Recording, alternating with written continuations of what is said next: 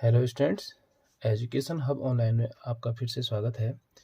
त्रिकोणमिति की सीरीज को आगे बढ़ाते हुए आज हम एक्सरसाइज 8.2 का तीसरा और सबसे महत्वपूर्ण प्रश्न हल करेंगे। आपके सामने तीसरा प्रश्न इस प्रकार से है, यदि 10a + b = √3 और 10a - b = 1/√3, that is where a + b is greater than 0 or less than equal to 90 and a also greater than b, तो a और b कोण का मान ज्ञात कीजिए। सबसे पहले आपने यहाँ पर आपको समझ में नहीं आ रहा होगा, तो इसका मतलब है कि दोनों जो कोण हैं वो न्यून कोण है, उनका योग क्या है, 0 से बड़ा है और 90 के बराबर है या 90 से कम है। ठीक है, तो सॉल्व करते हैं। उदाहरण नंबर 8 भी बिल्कुल ऐसी है।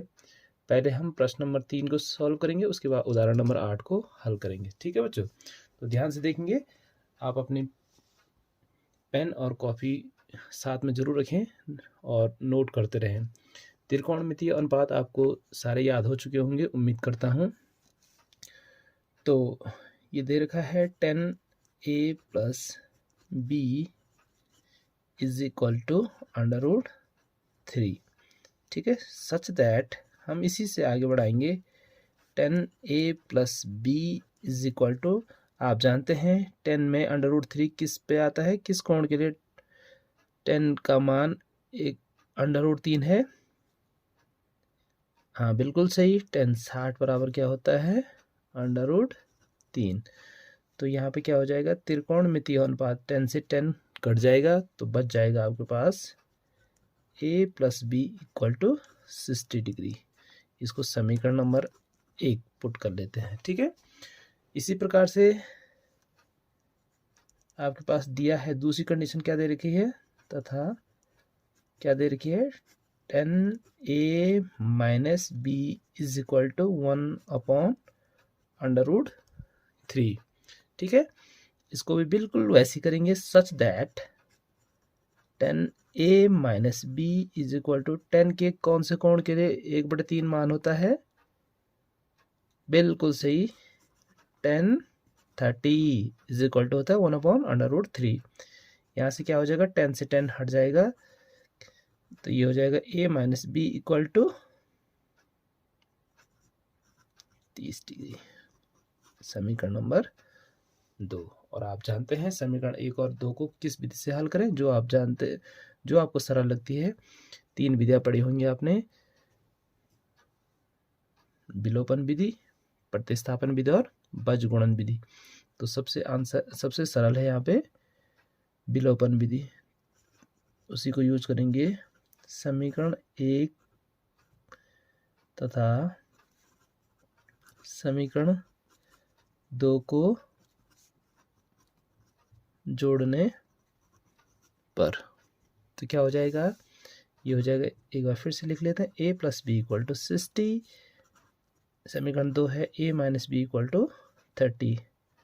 जोड़ देने हैं आपने, तो ये प्लस साइन है, ये माइनस है, तो ये आपस में कट जाएगा। तो a + a = हो जाएगा 2a, 60 + 30 = 90। Then a = 90/2, such that a = 45 degree. a आ जाएगा 45 डिग्री। a का मान समीकरण 1 में रखने पर, जब समीकरण 1 में a का मान रखेंगे तो ये हो जाएगा 45 धन b = 60। Then b will be 60 - 45 degree and b का मान आपको कितना मिल जाएगा, 15 डिग्री। अतः दोनों कोणों के मान क्या हो जाएंगे, a = हो जाएगा 45 डिग्री और b = हो जाएगा 15 डिग्री।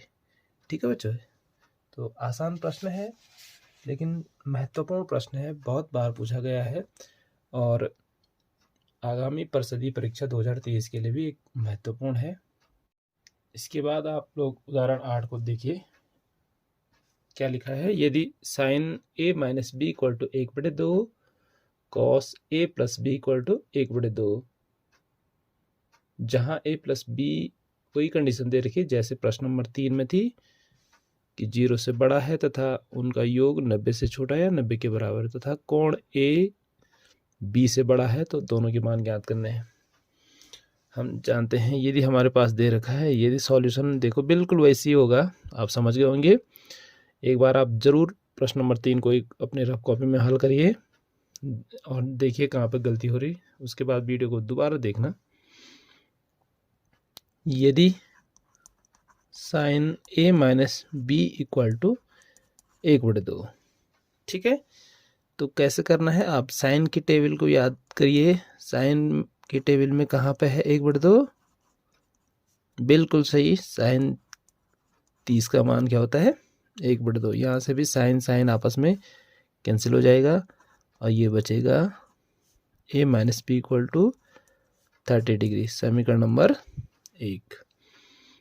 दूसरी कंडीशन, और यदि क्या दे रखा है, अब दूसरी कंडीशन में cos A plus B is equal to 1/2।